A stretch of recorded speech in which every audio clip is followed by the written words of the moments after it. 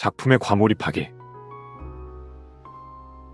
무슨 작품을 보고 크게 감동하는 것도 아주 실망하는 것도 어느 수준 이상의 에너지가 요구되는 일이라 요즘 들어서는 그런 적이 그다지 없는 것 같다.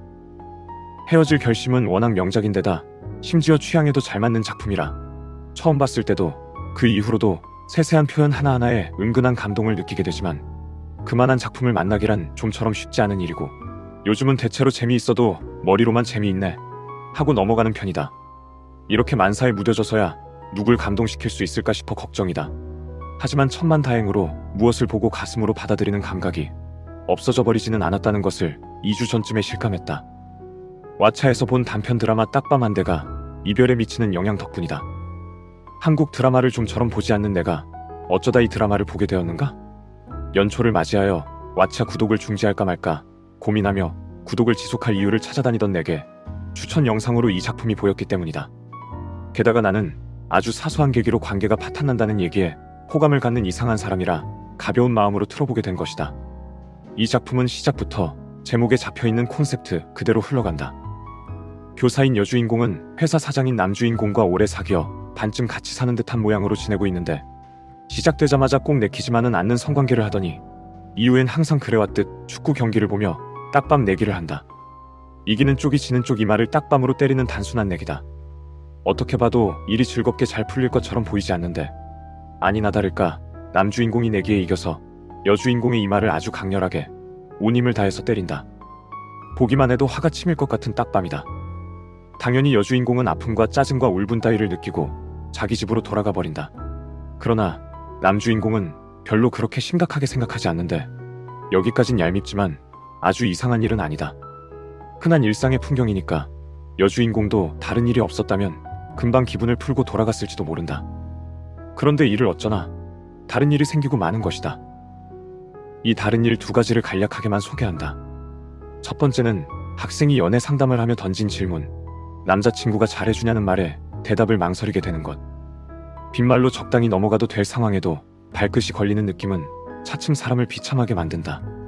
그리고 두 번째는 서분, 남자 주인공인 참한 동료 교사와 은근히 얽히게 되는 것이다. 그리하여 여주인공은 자신의 연애가 딱히 행복하지 않음을 실감한 나머지 결별을 결심하게 된다는 내용이다. 사실 어디에나 있을 법한 이야기를 아주 특출할 것은 없는 모양으로 풀어낸 작품이었는데 내가 이 작품을 보고 감동한 이유는 대체로 남자 주인공 때문이었다. 이상한 변호사 우영우에서 자상하고 멋진 남자로 나온 강태호 배우가 여기선 그림으로 그린 듯한 나쁜 놈으로 열연을 하는데 그 모습을 보자면 정말이지 화가 치밀지 않을 수가 없었다. 대체 저 따위 자식이랑 사귈 이유가 어디 있단 말인가?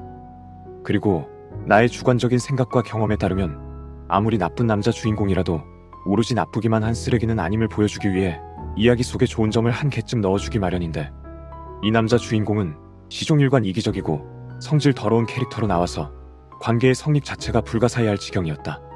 이런 남자 주인공을 상대로 자신의 관계가 건강한 것이었나 고민하고 가급적 냉정한 싸움을 벌이려는 여주인공을 보자면 정말 답답해서 죽을 지경이었다.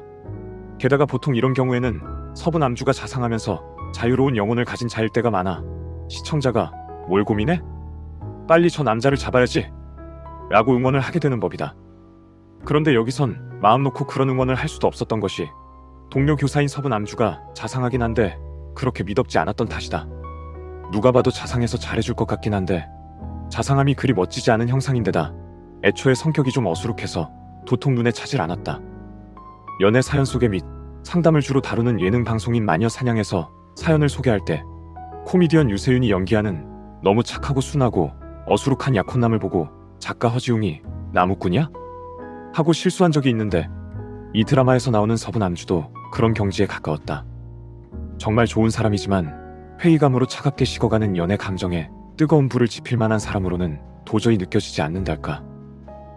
그런저런 이유로 이 드라마를 보는 내내 특히 갈등이 한층 더 심해지는 중반부부터 나는 흔히 하는 표현대로 고구마를 먹은 듯한 기분에 시달려야 했다.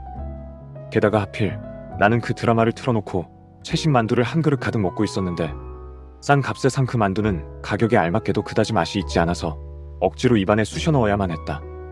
고구마를 먹는 전개와 억지로 먹는 음식의 조화. 결국 나는 그날 심하게 체하고 말았다. 재미있는 표현으로 해보는 소리가 아니라 정말로 소화가 되질 않아서 약을 먹고 손가락을 따고 마사지를 하며 다음날까지 고생했다. 결코 작품만의 잘못은 아니었지만 체할 정도로 마음을 움직이는 작품이긴 했던 셈이다. 아무튼 신체적으로 영향을 받을 정도의 감성이 아직도 내게 남아있음을 알아서 다행이라면 다행이었다. 엇비슷하다면 엇비슷한 경험으로 미야베 미유키의 행복한 탐정 시리즈를 봤을 때도 적잖이 고생을 한 적이 있다. 이 미스터리 소설 시리즈는 흔한 탐정물과 달리 주인공이 재벌집 달과 결혼하여 귀여운 딸을 낳고 행복하기 짝이 없는 생활을 하는 한편으로 주변에서 일어나는 사회성 짙은 사건을 해결하는 전개로 이루어져 그 안정적인 행복감으로 귀환하는 맛이 각별했다. 탐정물 하면 신통치 않은 생활을 하며 음울한 독백을 뇌까리는 남자가 나오기 일쑤인데 그 정반대 구도로도 얼마든지 재미있는 얘기가 나온다는 사실을 보여줘 배울 점도 많다고 생각했다. 그런데 이게 웬걸 3권쯤에 가자 이야기가 한없이 무거워지는가 싶더니 주인공의 행복한 가정 환경이 깡그리 박살나고 말았다. 세상에서 가장 듣고 싶지 않은 말과 믿고 싶지 않은 방식으로 발밑이 무너져 내려 빈손으로 주저앉게 된 것이다. 그야말로 눈을 의심케 하는 전개였다. 그런데 하필이면 그 부분을 읽을 때 나는 헌혈을 하는 중이었기에 그야말로 온몸에서 피가 빠져나가는 기분을 느껴야 했다. 이것도 재미있는 표현을 하려는 게 아니라 실제로 그랬다. 간호사를 불러야 하나 진지하게 고민을 할 지경이었다. 다행히도 뭐가 잘못되기 전에 마음도 추스르고 헌혈도 끝나긴 했지만 다시 겪고 싶은 상태는 아니었다.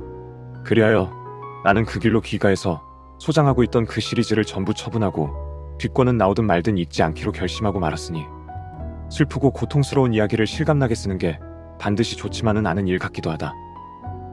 그나저나 이 정도로 작중의 부정적 감정에 민감하게 반응할 능력이 남아있다면 반대로 긍정적 감정에도 쉽게 영향을 받아서 주인공을 따라 덩달아 행복감에 젖기도 하면 좋겠는데 좀처럼 그렇게 되진 않는다. 사람이 이득에 비해 손해에 3배나 민감하다는데 그 때문인지 아니면 그냥 부정적 사고가 굳어지고 행복 회로가 마비된 탓인지 모르겠다. 사랑받는 것도 연습이 필요한 것처럼 허구의 행복을 자신의 행복으로 느끼는 것도 연습이 필요한데 그 연습이 덜 된 것은 아닐까 싶기도 하고 그래서 요즘은 가급적 행복한 이야기를 찾으려 하고 직접 쓰는 이야기도 행복한 방향으로 나아가려 하지만 아직까진 잘 될 기미가 보이지 않는다. 하지만 어쩌겠는가? 불행이 체질이 아니길 바라며 연습하는 수밖에.